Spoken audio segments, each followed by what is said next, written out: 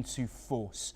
But we do now move on, and a devastating tragedy in Santo Domingo has occurred when the roof of the iconic Jet Set nightclub collapsed during a merengue concert, claiming at least 98 lives and injuring 160 others. Among the victims were notable figures such as Nelsie Cruz, the sister of Major League Baseball star Nelson Cruz, and former MLB pitcher Octavio Dotel.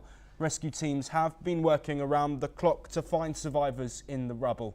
The collapse occurred around midnight during a performance by merengue singer Ruby Perez, who remains unaccounted for. Authorities are investigating the cause, though details on the building's last inspection remain unclear. President Luis Abineda has expressed his condolences as crowds gathered outside the nightclub, anxiously waiting for news of their loved ones. Rescue operations continue as families hold on to hope. Here is what the victims' family members have said. Hay gente que está en la clínica y no la han identificado. Nosotros vamos para allá.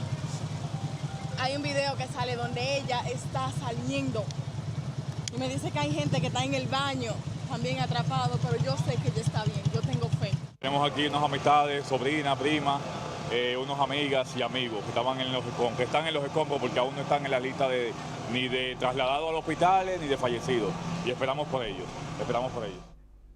Moving on, and South Korea has unveiled a $2 billion emergency support package for its auto industry, warning that US President Donald Trump's new 25% tariffs on foreign-made cars could deal a significant blow to its economy. The move comes as Washington's sweeping tariffs on global trading partners take effect, targeting South Korea's top export sector of automobiles and auto parts. The industry totaled nearly $43 billion in US sales last year. Here is what the South Korean finance minister has said.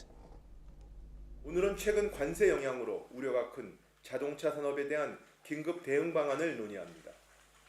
먼저 부품 기업 등 관세 피해 기업을 긴급 Well, Seoul's support plan includes expanded low-cost financing, tax deferrals and an EV subsidy scheme tied to manufacturers' discounts.